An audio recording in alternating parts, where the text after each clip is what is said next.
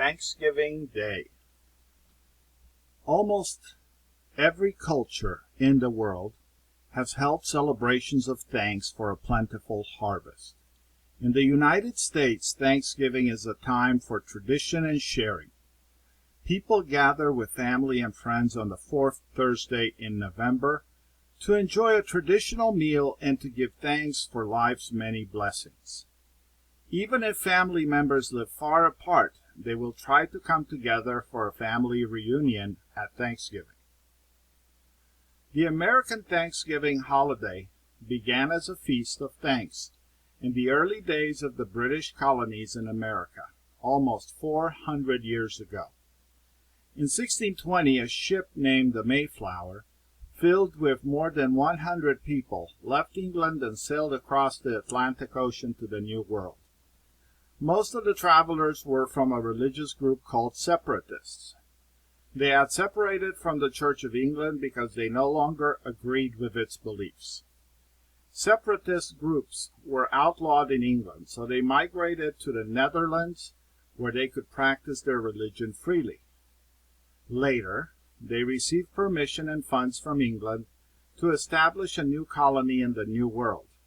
They had intended to settle close to other colonists along the southern coast, but they sailed off their course and landed further north in what is now Cape Cod Bay in the state of Massachusetts. On December 21st, 1620, they arrived at a place on the bay where they found an abandoned Indian village. They settled there and called the new home Plymouth. Their first year in the new settlement was very difficult. Most of the pilgrims, as they called themselves, had come from English towns and did not know how to live in the wilderness. Many were fearful of the forests. They were not skilled hunters, because in England hunting was only for the aristocracy. Common people were fined or punished for shooting game. They had arrived too late to grow many crops, and their plants were not well suited to the climate. Their seeds of English wheat did not germinate in the new soil. In the first year, half the colony died from disease, and perhaps all would have perished if they had not received help and training from the native inhabitants, the Wampanoag Indians. In March of 1621, a delegation of Wampanoag Indians, led by Massasoit, their military leader, arrived at the Pilgrim settlement. Their purpose was to arrange an agreement with the settlers. The settlers would be allowed to stay on the Wampanoag land in exchange for protection against a rival Indian group. Massasoit brought with him an Indian named Tisquantumont, who knew some English and translated at the meeting. Squanto, as the settlers called him, stayed with the Pilgrims and was very important to their survival. He and other Indians taught the settlers how to grow corn, a new food for the colonists, and showed them crops that grew well in the unfamiliar soil. He taught them how to fish and dig for clams, and how to move quietly through the forest and hunt game. Throughout the year, the Wampanoag held festivals to thank the earth for its many gifts. The Pilgrims were also familiar with festivals of thanks at harvest time in England. By the fall of 1621, the settlers were learning to survive in their new home, and they harvested bountiful crops of corn, barley, beans, and pumpkins. They had much to be thankful for, so they planned a feast of thanks and special day of prayer. They invited Massasoit, who came with 90 others and, according to legend, brought turkeys and deer meat to roast with the other game offered by the colonists. There were also clams, fish, eels, cornbread, squash, nuts, cranberries, and other foods at the feast. From the Indians, the colonists had learned how to cook cranberries, small tart berries, and different kinds of corn and squash. To this first Thanksgiving, the Indians are said to have even brought popcorn.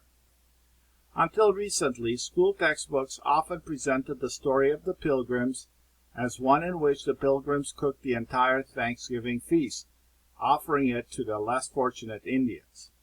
In fact, as we know now, the feast was planned in part to thank the Indians for teaching them how to live in the wilderness and how to acquire and cook those foods. Without the Indians, the first settlers would not have survived. The making of a holiday. Colonists continued to celebrate the autumn harvest with a feast to give thanks. After the United States declared independence in 1776, Congress recommended having one day of giving thanks for the whole nation. George Washington suggested the date November 26th. Much later, Thanksgiving became an official holiday, largely due to the efforts of Sarah Josepha Hale, a well-known editor of the mid-1800s. She had campaigned for many years to make Thanksgiving a national holiday. Finally, in 1864, at the end of the Civil War, she persuaded President Lincoln, and he declared the last Thursday in November an official Thanksgiving Day. In 1941, the fourth Thursday in November was proclaimed a federal legal holiday, giving most people a 4-day vacation from work and school. Thanksgiving falls on a different date each year. Therefore, the president must proclaim the date every year as the official holiday. In the proclamation, the president pays tribute to the historic observance and the significance of the first Thanksgiving at Plymouth in 1621. In the Thanksgiving spirit of sharing, it is common today for civic groups and charitable organizations to offer traditional Thanksgiving meals to those in need, particularly the homeless. Communities take up food drives for needy families during the holiday. In 1988, a Thanksgiving ceremony of a different kind took place at the Cathedral of St. John the Divine in New York. More than 4,000 people gathered there on Thanksgiving night. Among them were Native Americans representing tribes from all over the country and descendants of people whose ancestors had migrated to America. The ceremony was a public acknowledgment of the Indians' role in the first Thanksgiving 367 years before. We celebrate Thanksgiving along with the rest of America, maybe in different ways and for different reasons. Despite everything that's happened to us since we fed the Pilgrims, we still have our language, our culture, our distinct social system. Even in a nuclear age, we still have a tribal people. Wilma Mankiller, Principal Chief of the Cherokee Nation. Symbols of Thanksgiving: turkey, corn, pumpkin, squash, nuts, and cranberry sauce are symbols that represent the first Thanksgiving.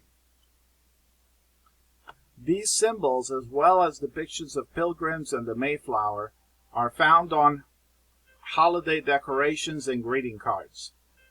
Autumn colors of orange, red, brown, and yellow are often used in table or door decorations, along with dried flowers, colorful gourds, and Indian corn. All of these items represent the harvest in the fall season. Cranberries, which grow in bogs and marshy areas in the New England states, are always on the Thanksgiving table today. The tart berry had many uses for the Indians. It was sweetened to make a delicious sauce.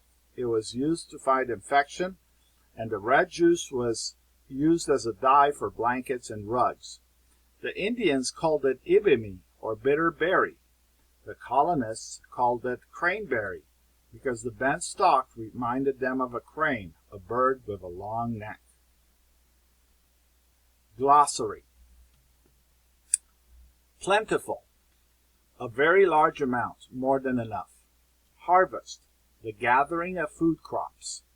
Tradition, custom, belief, ritual, or practice, often from the past. Gather, to join together, to meet. Reunion, meeting of a family or group, often to celebrate. Feast, a great meal with a lot of good food, often for celebrations. Colonies, a group of people living in a new territory with strong ties or links to their parent country. The link is usually at the level of the government. New World, name given by early explorers to the Western Hemisphere and specifically North America. Outlawed, to make illegal. Migrated, to move, usually a far distance to a new place or location. Funds, money, financial support. Intended, to plan, to have as a purpose. Pilgrims, member of a religious group that founded a colony in North America.